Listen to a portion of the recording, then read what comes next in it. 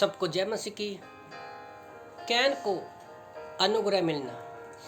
प्रभु का वचन कहता है, उत्पत्ति की किताब अध्याय 4 को जब हम पढ़ते हैं, 1 से लेके उत्पत्ति की किताब अध्याय 4 वचन 1 से लेके हम लोग 15 तक पढ़ते हैं, तो यहाँ पर कैन के बारे में ज़्यादा लिखा हुआ है। तो कैन और हाबल की कहानी हमें सबको पता है कि कैन की भेंट को परमेश्वर ने स्वीकार नहीं किया और हाबल की भेंट को स्वीकार किया। पर आज जब मैं इसके बारे में डीपली स्टडी कर रहा था तो काफ़ी चीज़ें मुझे कैन के विषय में पता चली।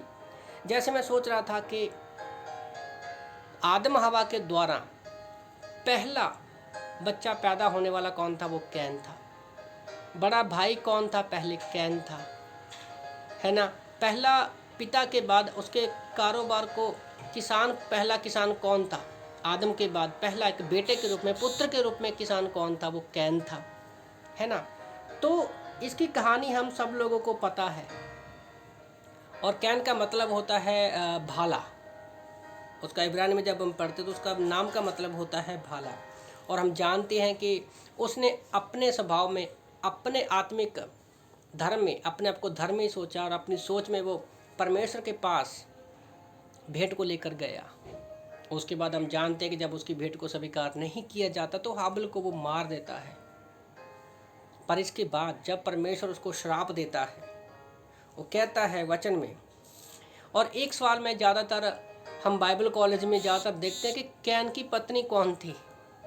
इन दो चीज़ों के बारे में हम ज़्यादातर कैन के विषय में जानते हैं। पर रियली में अगर आप उत्पत्ति की किताब अध्याय 4 1 से लेकर 15 तक गहराई से पढ़ोगे तो पढ़ते समय आप याद रखना कि कैन के बारे में आप ज़्यादा सोचना और आपको बहुत सारी चीज़ें मिलेंगी।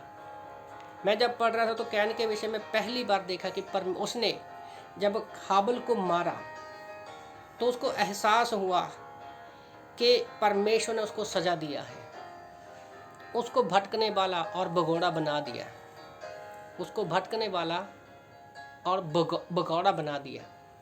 तो ये बात का उसको सज़ा मिली। हर पाप की एक सज़ा है। पाप की सज़ा क्या है? मृत्यु है। और जब उसको वचन 12 में उसको सज़ा श्राप मिला, और 13 में हम देखते हैं वो कहता है अपने पापों का वो पश्चाताप करता है। मैंने पहली बार देखा ध्यान से कि यहाँ पर कैन अपने पापों का पश्चाताप करता है। वो कहता है कि तेरा दंड मेरे सहने से बाहर है।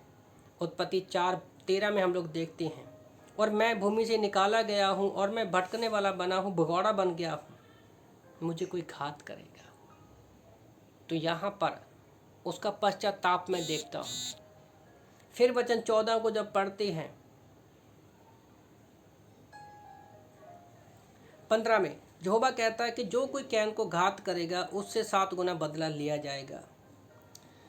तो याद रखो, कैन भले ही हमारे सामने एक दुष्टता का चित्र है, पर सबसे बड़ी बात मैं ये दिखाना चाहता हूँ, मैं कैन की तरफदारी नहीं कर रहा हूँ, पर परमेश्वर ने जो भी धरती पर रखा है हमारे सामने एक वो अच्छी एग्जाम्पल है कि कैसे हमें दुष्टता से दूर रहना है।